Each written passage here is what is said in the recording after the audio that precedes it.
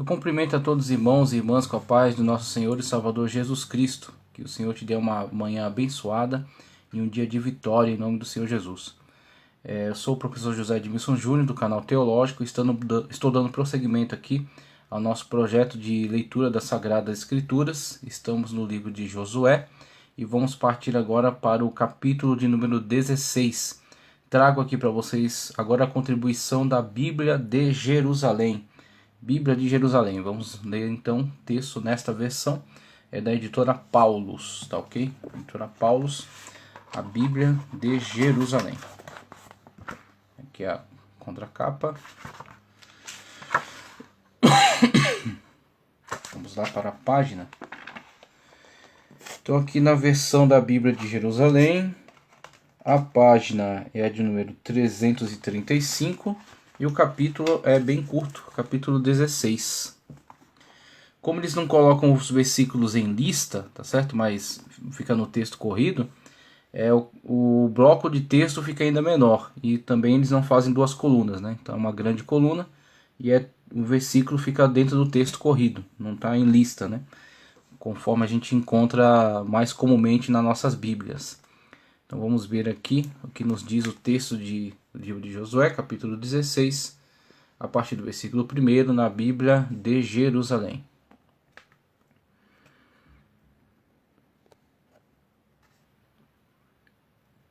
A parte dos filhos de José começava ao oriente do Jordão. A parte dos filhos de José começava ao oriente do Jordão de Jericó. As águas de Jericó, que é o deserto que sobe de Jericó para a montanha de Betel em seguida. Partia de Betel em direção a Luza e passava em direção da fronteira das Arquitas em Atarote. Depois descia a oeste em direção à fronteira dos Geflatitas, até a fronteira de Bet-Horon inferior e até Gezer, de onde se dirigia para o mar. Esta foi a herança dos filhos de José, Manassés e Efraim. José, a herança dos filhos de José, Manassés e Efraim. Então Manassés recebeu metade, do lado leste e metade do lado oeste. Quanto ao território dos filhos de Efraim, segundo seus clãs, a fronteira de sua herança era de Atarote-Adar até Bet-Horon superior. Depois a fronteira se dirigia para o mar, em Macmetat, ao norte, e a fronteira voltava ao oriente em direção a Tanat-Siló, que atravessa ao oriente em direção a Janoe. Descia em direção a Tanat-Silo e atravessava ao oriente em direção a Janoe. Descia de Janoe a Atarote e a Naarata. Tocava Jericó e atingia o Jordão. De Tafua, a fronteira, ia em direção ao ocidente, a torrente de Caná, e se dirigia para o mar. Essa foi a herança da tribo dos filhos de Efraim, segundo seus clãs, além das cidades reservadas aos filhos de Efraim, no meio da herança dos filhos de Manassés, todas aquelas cidades com as suas aldeias. Os cananeus que habitavam Gezer não foram expulsos e permaneceram no meio de Efraim até o dia de hoje, sujeitos a trabalhos forçados. Então algumas coisas podemos constatar, a partir dessa leitura que fizemos no capítulo 16, é que a história nos mostra, a grande vitória, nos mostra a grande virada na situação de vida do pai dessas duas tribos, o patriarca José, pai de Efraim e de Manassés, e que durante a sua vida passou por situações tão atribuladas, inclusive esteve aí na perspectiva de não conseguir dar continuidade à sua história quando foi lançado no poço, quando foi tirado do poço e vendido para aquela caravana, e quando então foi comercializado no Egito para a casa de Potifar. De Potifar foi acusado falsamente e foi parar na cadeia. E poderia parecer ali o fim da história de José, mas temos aí um homem que serve a Deus e que permaneceu fiel, que permaneceu confiando no seu Senhor, no Deus de seu pai, no Deus que Jacó havia lhe ensinado a amar. E dali da cadeia nós vemos Deus criar situações, né, com a interpretação daqueles sonhos do padeiro, né, e do copeiro, do faraó, e José chegar à corte, e não apenas chegar à corte, mas ocupar o cargo de vizir. E tendo ocupado o cargo de vizir, abençoar a toda a sua família com um grande livramento, porque Israel, né, Jacó e os seus irmãos estavam passando grandes aflições ali na terra de Canaã, com a grande fome, né, que havia se abatido sobre a terra naqueles tempos. Então José foi o meio pelo qual eles encontraram escape, encontraram livramento. Então aquilo que era maldição, aquilo que era parecia ser o fim da vida de José, parecia ser uma grande catástrofe, Deus reverteu para que se tornasse uma grande porta de escape, um grande livramento. E aí nós vemos José prosperar, nós vemos José cuidar da sua família ali no Egito, Israel se multiplicar na terra de Gósen, depois cair numa situação de escravidão com a mudança dinástica no Egito, assumindo agora as tribos, né, assumindo agora o clã faraônico da parte sul, né, o Alto Egito, dominando agora aquela região e ignorando completamente a história de José, né, os benefícios que ele tinha feito ali, e odiando, né, os seus descendentes que estavam presentes, os escravizando e os querendo, na verdade, dizimar, né, levar até deixarem de existir. Mas Deus Todo-Poderoso não se esqueceu deles. José disse, né, levem os meus ossos, né, quando vocês partirem daqui, porque José cria que este povo não ia terminar sua história ali, que ainda tinha mais passos adiante, que ainda tinha mais conquistas a se revelar. Então José morreu crendo na esperança do Senhor Deus. E a partir desta fé, a partir desta confiança, dessa crença do patriarca José, nós vemos as consequências dela. Manassés e Efraim são as consequências da fé de José, tá certo? Da confiança de José. Seus filhos foram abençoados e seus filhos foram colocados como herdeiros no seu lugar. E José multiplica-se em dois. José agora é representado por Manassés e Efraim, duas grandes tribos que herdam terras em Israel. Manassés, de tão grande, herda porções de terra ao leste e ao oeste, e Efraim se torna a tribo representante em relação àquelas tribos que ocupam a parte norte de Israel, ficando posteriormente como Judá e Efraim, Efraim tendo sido representante das 10 tribos do norte. Então, com isso, mesmo com as situações que vão ocorrer no decorrer da história, né, muitas situações de desvio, né, da palavra de Deus, desvio da lei do Senhor. Então, infelizmente, Israel vai tomar, através de seus reis e através também da atitude do povo, vai tomar alguns caminhos que os levarão à apostasia.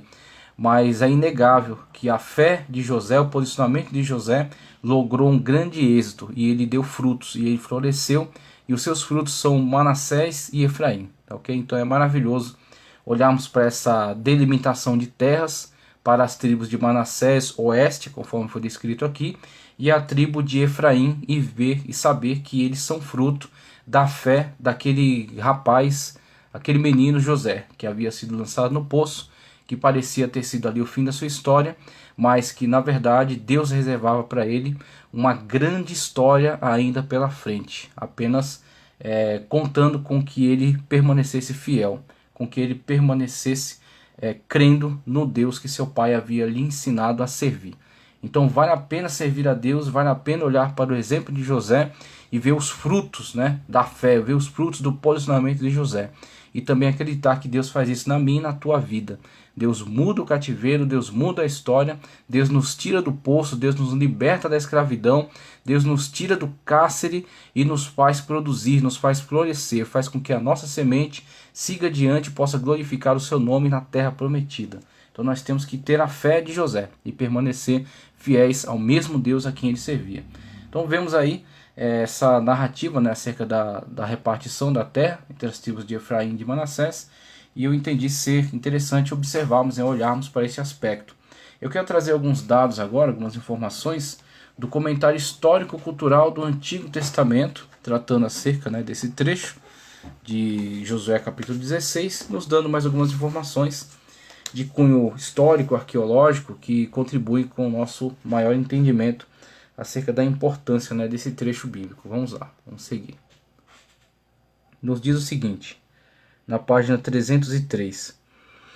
Fronteiras das tribos de José, Manassés e Efraim, os frutos desse homem que creu em Deus. Com fronteira que tocava Judá ao norte, no rio Jordão, perto do Mar Morto, e de Jericó e Benjamim, incluindo a cidade de Jericó, esse território se estendia ao norte desta cidade. Sua fronteira continuava em direção às montanhas até Betel, passando pela região árida conhecida como deserto de Bet-Aven. As fronteiras se estendiam para o ocidente até Gezer e por fim até o mar Mediterrâneo. Essa última parte constaria apenas nominalmente no território israelita. Então, temos aí a extensão do território e a luta ainda pela conquista, né? Inclusive na própria Bíblia o versículo deixou claro que os cananeus permaneceram habitando em Gezer, sendo apenas subjugados, né? Então eram submetidos a trabalhos para as tribos de Efraim, tá certo? Então eles submeteram, mas não dizimaram, né? Não eliminaram ali da terra. Betel, pensei que fosse Bet-Aven aqui, não, é Betel ou Luz. A relação entre Luz e Betel implica mais do que uma troca de nomes. Veja Gênesis 28:19, Josué 18:13 e Juízes 1:23. Inicialmente é possível que se tratasse de duas localidades distintas, mas a importância religiosa da cidade de Betel, num período posterior da história, eclipsou a cidade de Luz e acabou unindo-as. Ambas ficariam em Beitim, ou próxima dessa localidade, para a atualidade. O nome Beitim, para a cidade que se encontra atualmente nesse sítio. Fronteiras de Efraim, com seus limites ao sul, já delineados nos versículos 1 ao 4, a fronteira de Efraim se estendia ao norte até a área ao redor de Siquém, e depois seguia para o leste e para o sul em direção a Taanat-Siló, Kirbet Taná El-Forcá e Janoa, tá certo? Que atualmente é Kirbe e Anum. As localidades identificadas nessa região incluem Atarot, possivelmente Tel Sheikh Ed Daim ou Tel Mazá, e Naarat, Tel Esgir, perto de Jericó, e Kirbe Mifgir. A extremidade ocidental de seu território incluía Tapua, ou Tapuá, né? Acho que é Tapua mesmo, possivelmente Sheikh Abu Zarad. Veja Josué 17, 7 e 8. Com relação aos trabalhos forçados, que é mencionado ali. Trabalhos forçados. Era comum sujeitar os povos conquistados a trabalhos forçados ou utilizá-los como servos nos serviços. Deixa eu passar aqui para outra parte. Nos serviços domésticos, o trabalho forçado também era considerado um dos abusos de poder atribuídos a reis e tiranos, obrigando os homens a submeter a trabalhos forçados na construção de estradas, pontes e muros das cidades. Acusação contra o rei babilônico Nabonido, no cilindro de Ciro, no século 6 a.C. Nesse período a prática foi empregada pelo rei de Megido, como os textos de Amarna confirmam. Então temos aí um pequeno relato acerca de como isso era uma prática comum em relação aos povos que conquistavam, né, na época. Então os conquistados eram submetidos a esse tipo de trabalho forçado ou eram de fato mortos, né, eliminados. Então uma opção para que eles pudessem ser tolerados, né, pudessem permanecer na região, é que eles se submetessem então a esse tipo de trabalho penoso, né? Então a população lhe dava o benefício de permanecerem vivos, desde que se submetessem a esse trabalho penoso. Agora é interessante que o Deuteronômio vai vislumbrar também certas condições limite de tratamento humano até para povos conquistados. Então você vai ver, inclusive, sendo requerido que até escravos cumpram tempo de descanso, tá certo? Período de descanso, que não lhe seja dado tratamento que seja completamente desumano. Então você tem uma regulamentação do Deuteronômio com relação ao tratamento para com povos que caem em escravidão, né? Povos que são submetidos à escravidão, tá ok? Com isso concluímos essa leitura de Josué capítulo 16, né, tratando acerca dos limites da tribo de Manassés e Efraim e acerca de algumas condições específicas, né, em relação à sociedade da época, como a questão da escravidão, que estava estabelecida ali também entre eles, né, submetendo os povos conquistados a esse sistema de trabalhos forçados, tá ok? Que Deus continue abençoando poderosamente sua vida, que essas informações possam acrescentar no seu conhecimento bíblico e vamos seguir adiante. Peço que curta o vídeo, tá? Compartilhe, inscreva-se no canal e siga com a gente nesse trabalho, né? Buscando mais conhecimento nos textos da Sagrada Escritura. O projeto Caminhando pela Bíblia Sagrada. Muito obrigado.